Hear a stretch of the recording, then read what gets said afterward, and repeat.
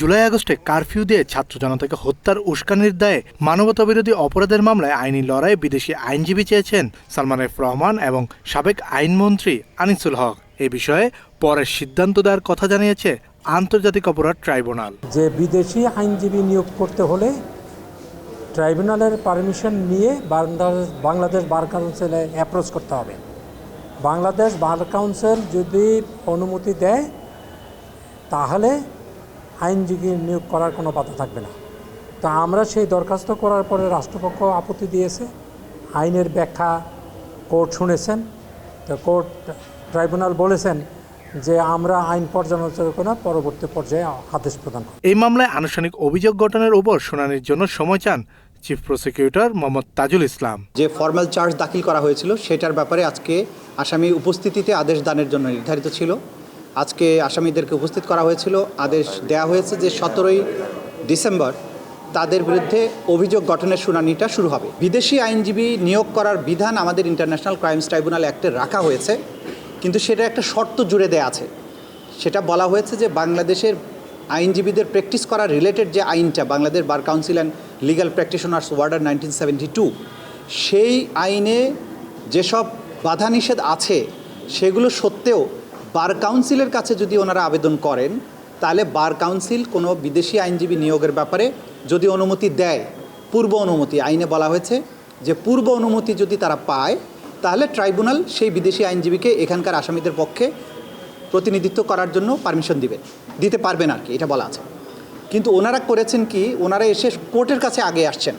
তা আমরা যেটা সাবমিশন রেখেছি যে আইনের যে বিধান, আইনের বিধানকে বাইরে যাওয়ার সুযোগ নেই। কোর্ট পারমিশন দিতে পারবেন বিদেশি আইনজীবীর জন্য যদি তাদের পূর্ব অনুমতি থাকে বার কাউন্সিল থেকে। প্রায়র পারমিশন শব্দটা এখানে আছে।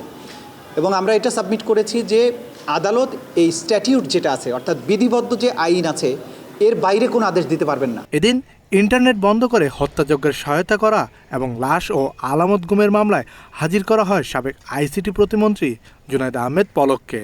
আর হাজির না হয় হাসিনা পুত্র সজীব ওয়াজেদ জয়কে হাজির করতে পত্রিকায় বিজ্ঞপ্তি দেওয়ার নির্দেশ দেওয়া হয়েছে। মাত্র 30% টাকায় জমির মালিক হয়ে নতুন বাংলাদেশের গড়ে তোলার স্বপ্ন দেখা বাংলা বসতি। সজীব আহমেদ ওয়াজেদ জয় তিনি পলাতক আছেন, সেই জন্য তাকে আদালতে হাজির হওয়ার জন্য পত্রিকায় বিজ্ঞপ্তি প্রকাশের জন্য নির্দেশ দেওয়া হয়েছে। আগামী 17ই ডিসেম্বর পত্রিকা বিজ্ঞপ্তি অন্তে এটাকে আবার রিপোর্ট আকারে দাখিল করার জন্য ট্রাইব্যুনালে দাখিল করার জন্য নির্দেশ দেওয়া হয়েছে। আমাদের আইনটা ইন্টারন্যাশনাল ক্রাইমস ট্রাইব্যুনাল অ্যাক্ট 1973-তে শুরুতে খুব স্পষ্ট করে বলা আছে যে তার ন্যাশনালিটি যাই হোক, যে সে দেশেরই নাগরিক হোক, বাংলাদেশের অভ্যন্তরে বা বাইরে বাংলাদেশের সাথে রিলেটেড কোনো ক্রাইমস অ্যাগেন্স্ট হিউম্যানিটির সাথে সম্পৃক্ত থাকলে তার বিচার করা যাবে। সজীব ওয়াজেদ জয় বাংলাদেশে কখনো আসেন না, বিষয়টা তা না। তিনি বাংলাদেশের সরকারের নিযুক্ত একজন বিশেষ উপদেষ্টা, রাষ্ট্রের বেতনভুক্ত একজন কর্মকর্তা বা কর্মচারী, প্রজাতন্ত্রের কর্মচারী। তিনি সাজাপ্রাপ্ত আসামি শেখ হাসিনার পুত্র, তিনি আওয়ামী লীগের নেতা, বহুভাবে তিনি বাংলাদেশের সাথে সম্পৃক্ত। এবং তিনি বিশেষ করে তার আইসিটি প্রতিমন্ত্রী, তিনি আইসিটির অ্যাডভাইজার ছিলেন। এবং আইসিটি মন্ত্রণালয় বাংলাদেশের গণহত্যাকে আড়াল করার জন্য ইন্টারনেট বন্ধ করে সারা বাংলাদেশে গণহত্যাকে যেভাবে ফ্যাসিলিটেট করেছিল, গোটা দুনিয়ার কাছ থেকে এই গণহত্যার তথ্য লুকানোর চেষ্টা করেছিল, সেটার মাস্টার মাইন্ড কিন্তু সে সজীব ওয়াজেদ জয়। এবং সেটা বাংলাদেশে থেকে এই পরিকল্পনার বাস্তবায়ন করেছেন জুনায়েদ আহমেদ পলক।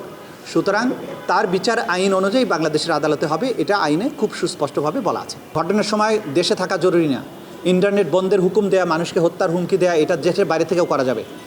এটা সব কিছু একদম অকাট্য ডকুমেন্ট আদালতে আছে।